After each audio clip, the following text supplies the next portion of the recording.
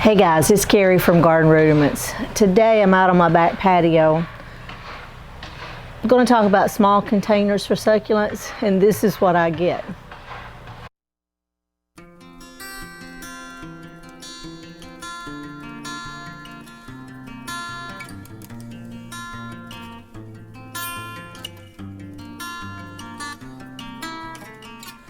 But I wanted to talk to you today. This is not a how-to video. I just needed to get some of these succulents potted up, and I was going to show you some of the new containers that I have. I actually have a lot of containers. When I see some out at places like Burke's Outlet or even Lowe's or Home Depot, any of the places that might carry small pots, I try to pick up a few as I go so that I'm not having to buy a bunch at one time.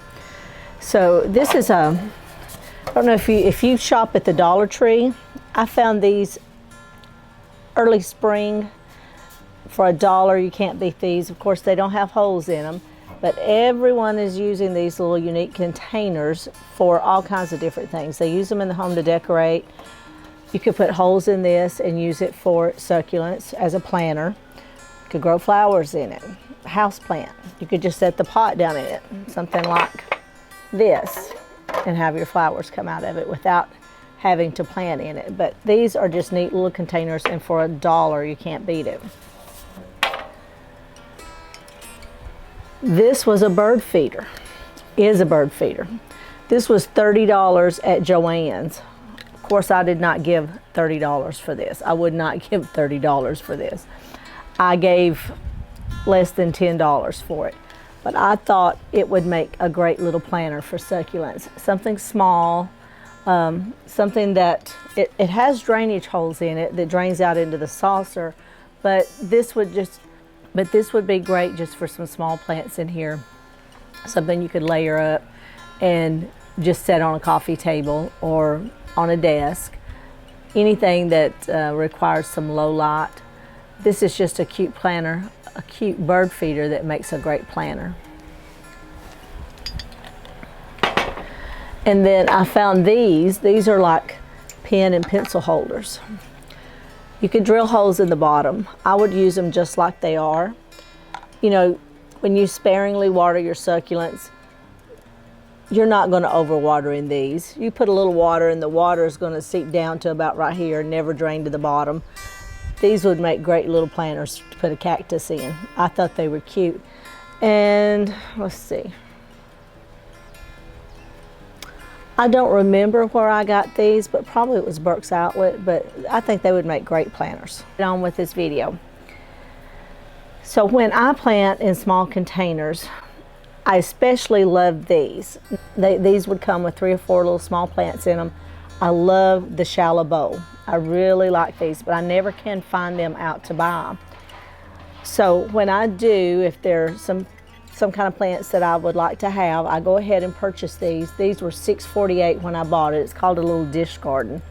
But I always put a little piece of hardware cloth, and I just take and cut it up into little pieces, and I place it in the bottom, covering the hole so that my soil mix doesn't fall out.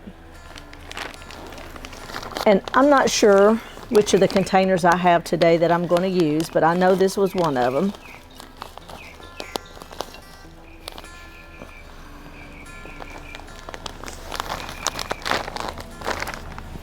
And I'm still using some of the plants that I started as cuttings, as leaf cuttings.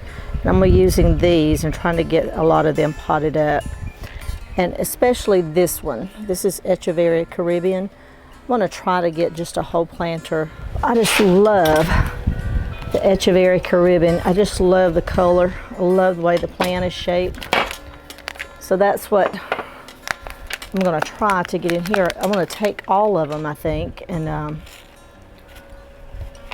try to make a planter out of them. And I think these root balls are going to be just about right to fit down in here without removing any of the soil mix. See how pretty that fits in there?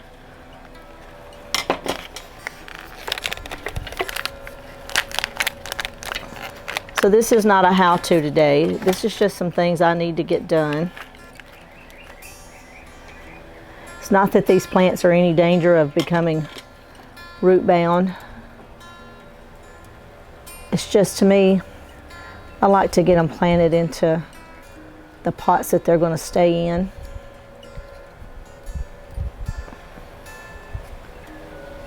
And let them get to growing, because they do grow faster once they're in a new soil mix and in their new pot. And some of these are still hanging on to the leaf, and that's okay. I'm just going to leave them on there.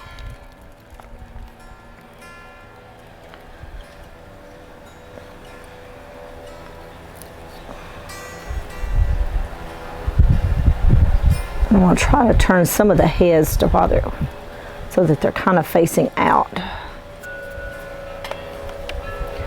And I'm also not going to pack these in there real tight. I want to let them have room to grow and to retain their shape, not be real crowded.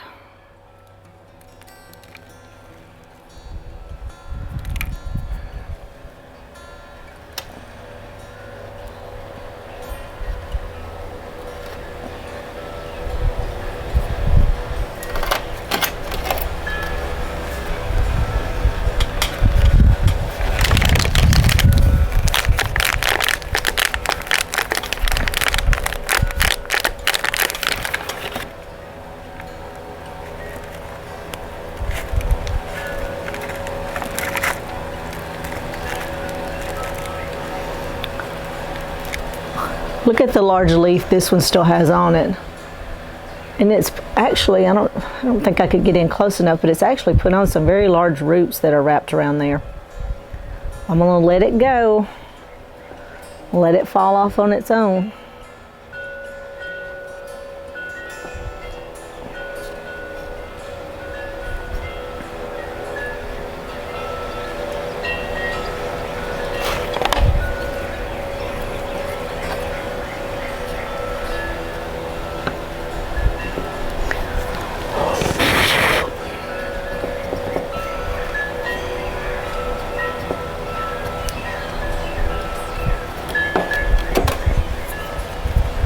And I think I've got another small one here.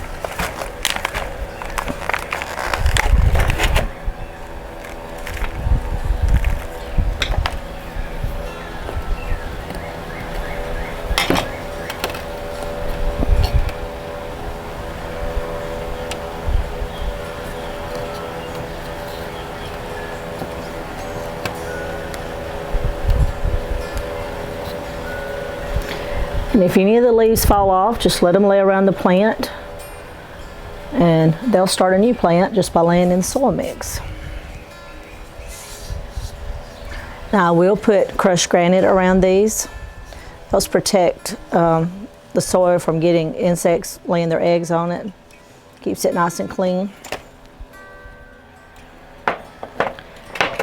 And I think I've done a video, or at least I've shown this little planter. It's just a little small bird planter. It does have a drainage hole in it. And I've had plants in this one before.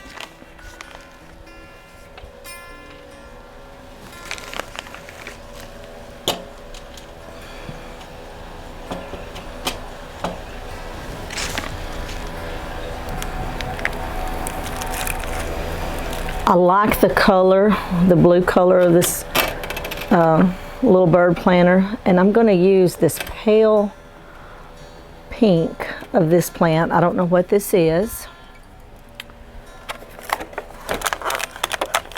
It could be a graptopedilum, could be the ghost plant, but I'm not sure. And I'm packing the soil mix up in there and then pressing this down so that at least the little root ball is covered. Then just going to fill this in. That's all I had of that color, but I'm going to go ahead and I think this is a graptopedilum.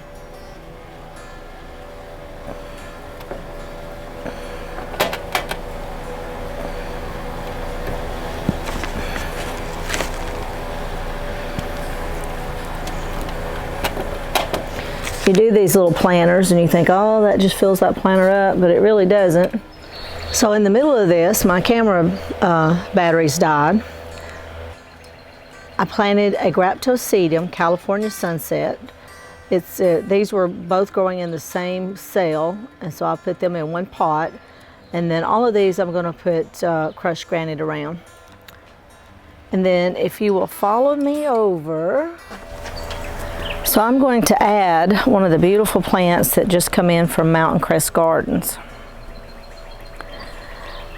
I don't know if you can see this. This is one of the new plants that I had just planted in the fountain when I did all the sempervivums.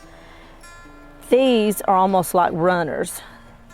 So this has been, it's already attached itself to the soil mix, and there's a new root that has come out. So that one is already rooting in and making a new home. But I'm gonna pop this in. Look at the healthy root system on there. And this is 1, 2, 3, 4. There's a tiny one there. 5 rosettes in one. And this is a sempervivum. I don't know what it is right now, but it's one of the plants that come in the June unboxing. I'm just going to make me a hole in here to fit this root ball. Move the soil mix around it. And then the next time I water, I'll make sure it gets a good watering in. That's a lovely plant. And I watered all of these well, but this was the little surprise gift that came in the Mountain Crest Gardens. And I'm just going to find a spot for it here. I'm not going to try to pot it in its own pot. It's got a great root system. This is not the sunniest spot for it, and I'm hoping that's what it will need. I have one of these that I grow that's a lot darker green, but I'm just tucking it in around everything else. You can see the string of bananas. Oh, it is looking so great. It's got on some new growth. It looks very healthy. And I don't know if you can see the string of pearls from there, but it's looking great. I can see a lot of new little beads coming out on it. So it's putting on some new growth. I don't know what has happened here in this area, but it looks like I've lost 2 plants. Not everything goes great for me. We do lose some. I don't know what happened there, but you can tell that one is completely gone. These could have been some that I pulled out of the sempervivum bed. And this one here, it has rotted. So it's just going to come out. Got 3 here that's rotted. Now this is kind of on the north side, so it could be that they didn't get enough sun, and then we had rain, and they just didn't like it. But I am going to try some more in that spot because I didn't lose any last year in there. The rest of them look okay. Let's see. This is Hummel's Jade, Hummel's something. Now it has some leaves that don't look good, and they're falling off. And I'm going to go ahead and pull them off.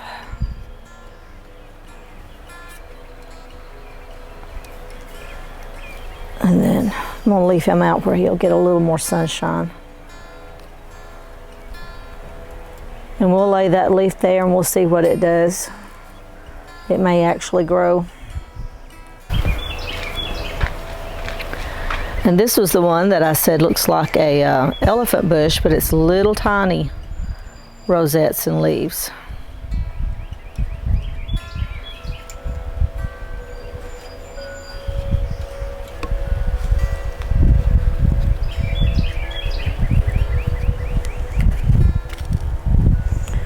It has little tiny hair-like roots, very small roots.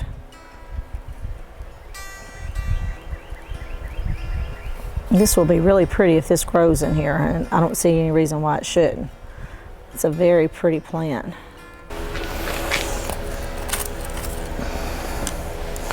And this is the last of the plants from Mountain Crest Gardens.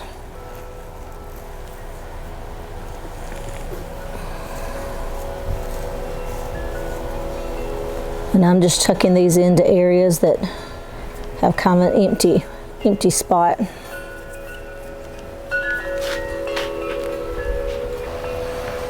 So I hope you've enjoyed this video. This is just a few of the things I was doing in the garden today. Nothing major, just needed to get some things into the ground. So these are all doing great. I don't see anything else that's having a problem like with rot. And Janita, there's my frog. Got it hanging out in the fountain. Thank you for watching. Thank you for stopping by, and I hope to see you in the next video on Garden Rudiments.